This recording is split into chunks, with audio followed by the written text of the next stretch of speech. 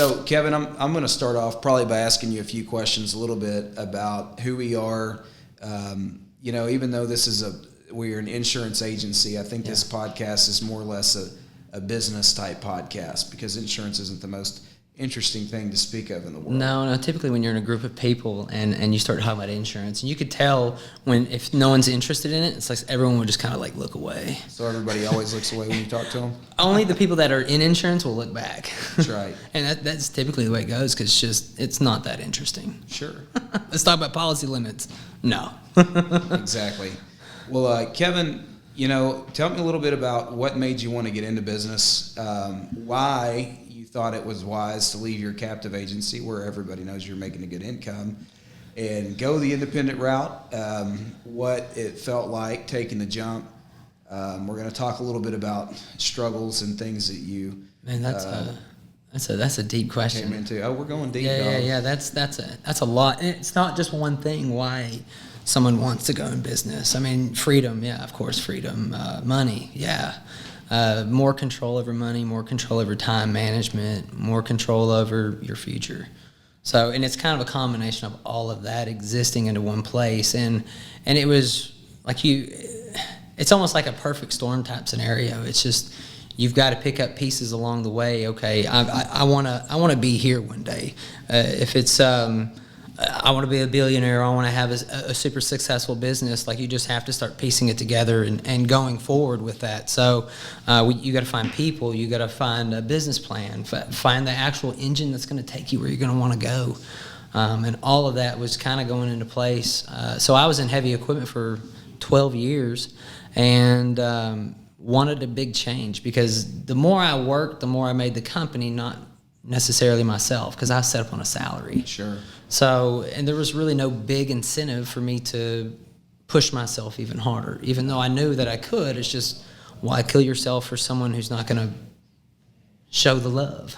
Yeah, no, it makes complete sense. So you mentioned, going into business, you did it initially because you wanted more freedom and more control of your time. Have you found that since you went into business, you have less freedom?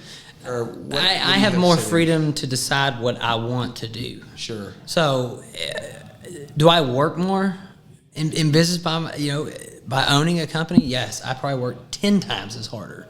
But I now have the control, and the harder I work, the more money that I actually make, because it's making the company more money, and it's great. Okay, well, I own the company, so that's even better. Sure.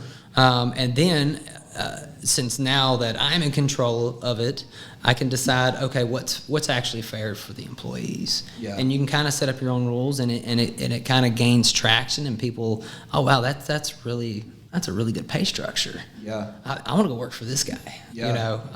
And that's kind of the start of all of it. Sure. So, I mean, the more we go in business, the more kind of the idea of entrepreneurship in my mind, like when I think of entrepreneur, a lot of times you think of guys that are more or less rebels, so to speak. I mean, they've seen things done a certain way somewhere, and they're like, man, I think I could probably do it better on their own and see what they can do. And, I think in my mind, what I've seen a lot in the entrepreneurial world or people wanting to start their own business is you always have people, whether it be on Instagram, TikTok, pretty much any form of social media, they're posting pictures of the exotic cars, the big houses, the trips. And the allure is, hey, listen, I want to be an entrepreneur so that I can have all these great material things. And I think people initially go off into business thinking, man, it's going to be great. I'm going to have all this freedom. I'll get to spend all this time with my family. And then they go and they realize that, initially it was pretty cool, but it gets real pretty quick. That's that honeymoon stage. You first go in, and the first 3 months in, you're like, oh, man, this is great. Yeah. I love this. And then you start getting the bills. And then you just get more bills, and then more bills on top of bills. And it's just like, oh, my gosh, we've got to kick it in gear or we're going to sink. And so typically after, that honeymoon stage is over and now you've got all these invoices in and now you need more production, it gets real. Yeah, and it's going to separate the winners from the losers, I mean, honestly. Yeah, I think, to me, the road to success is a road full of sacrifice. And massive effort, right? Yeah. And I think a lot of people are done a disservice by thinking it's all just rainbows, unicorns, and sunshine. If they really understood the amount of sacrifice, the amount of hard nights, trying to make payroll, trying to make sure your agents are successful or the people working underneath you are successful. Because it's not just, your responsibility to you and your family. Now you have this business. There's certain promises that were made to your employees and your agents that you've got to come through and fulfill on. So you're not only have the responsibility of being a man and having a family, or being a woman and having a family, but now you have the responsibility of also owning a business and having people that look up to you to make the right decision. And the employees that expect there to be enough production so that they get a check every 2 weeks. And so how do you deal with the stress of that? Obviously there's some stress that comes with it. A lot of times it goes back to you just got to look at one brick at a time, and it's kind of a construction saying, but you don't look at the whole wall. You don't look at everything that you have to get done before a certain time. It's just, hey, I've got something to do. I'm going to focus. I'm going to get this done, and you just have to have time management. Sure. Because, okay, I'm going to focus on this for the next 30 minutes or an hour, however long that actually takes, and then switch gears to something else. And because if you try to flip back and forth between one another and you're not really keeping track, you're going to start missing things. Things are going to start slipping through the cracks, and you really see it on the financials now. Yeah. True. That's something I think we experienced a lot in the beginning. The growing pains. You jumped off the cliff, and now it's time to build an airplane on the way down. So you're scrambling, and it's also like no one's built this airplane before. Like we're trying to redesign everything, and have the biggest goals possible. Oh yeah. Now is it just me, or does it seem like there's that unforeseen hand that works out? When it gets dark and you go the next day. You have yes. And you definitely have those moments where you're just like, you don't really see the light at the end of the tunnel, but you go back, you look at your plan, you know that this is going to work, and you just bury your head and just keep working. Oh, yeah. And then all of a sudden, just boom, something's going to happen. And then all of a sudden, you come in the next day, you're just like, hey, I don't really know exactly how we're going to get through this, but we're going to just take one thing at a time. And all of a sudden, you get a $30,000 check that's coming in the mail that you didn't really expect. Sure. And it's happened. It's happened several times, and it's been great when those moments happen, because it's like that cherry on top of all that extra hard work that you put in, the 120-hour weeks to working weekends or working late nights after the family's gone to bed, So it can be dark, but also very great. Well, it's important, I think where people go wrong is they not only do they lack perspective, but they also don't have a good tool to measure on where they came from and where they're at. And yes, and it's almost like you have to be like a duck with how water just falls right off the back, and it's just that's kind of the take that you have to approach with it. And when things are hitting the fan and it's not going right, like you have to put on that mask, put on that face. Hey guys, everything's fine. This is what we have to do. We have to do it in this order, and here we go. Yeah. So, I think where people go wrong and when they end up failing in business is, in my mind, it's number one, they don't have the right identity, right? Meaning they don't identify themselves as the person who's able to overcome the situation that they're in. Okay. I think the flip side of that is they don't have the right vision of where they can be. Because in my mind, what's always gotten us through is having a big vision, knowing where we're going, and then what happens is a hiccup to most people that would seem detrimental to us as a non-event, because it's so small in relation to where we're actually going. And plus, being able, as a business owner, you have to wear so many different types of masks. You can't be scared to get your hands dirty. Sure. So it's if I'm needed in to answer the phones or just whatever it is, I've got to learn about whatever position I'm about to do to the fullest. Okay, I'm now that professional. I'm going to do everything that I can until we can get someone in here to fill that role. Yeah. And you just can't be afraid to get those hands dirty. Sure. Well, Colton was telling me he's reading a book called "Ego is the Enemy," and to me, that's a strong statement, but it's very important in business.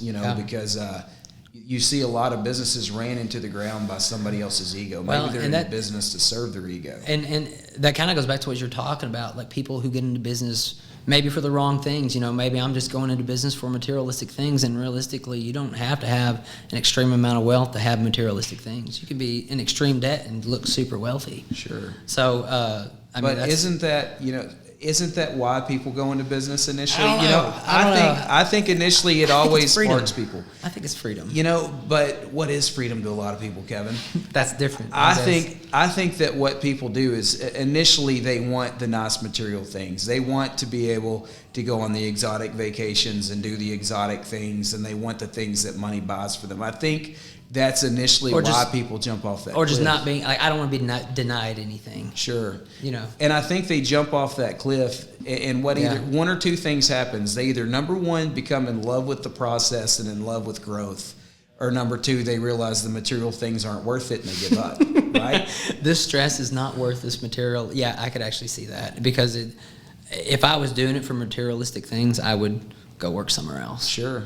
Yeah, no, there's plenty of good jobs out there that you can that provide people great lifestyles. We've seen plenty of people in our professional career that they work for somebody and they have just lavish lives. And that's great. That really is great, and it's just whatever your internal temperature is really set at, sure, and how much you can handle. Well, I think it's like it's a question of strength, a question of willpower. And a question of mental fortitude. The more responsibility you can take on as an individual. I always think about Elon Musk in this situation. Right. A guy who sells PayPal as a partner and is worth $100 million. He could have checked out right then. Nobody would have ever questioned him. I mean, he's wealthy, he's successful. Why in the world would you put it all on the line and risk it for the so-called biscuit when you've already got the biscuit? It's the process. He's addicted to the process, and he understands that when you put it all on the line, it forces you to grow. And he was obsessed with growth. And what you see as a result of that is a man who put it all on the line.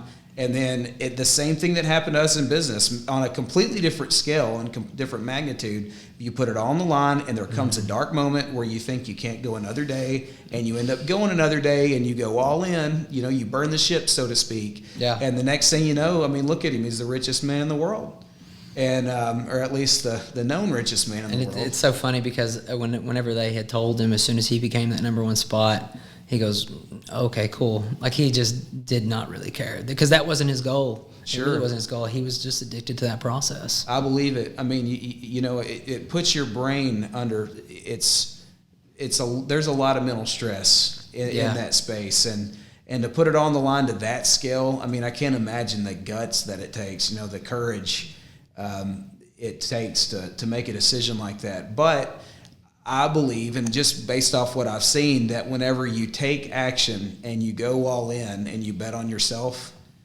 I've not really seen very many people that don't make it through on the other side. Well, and it's also, that saying, you don't fail till you quit.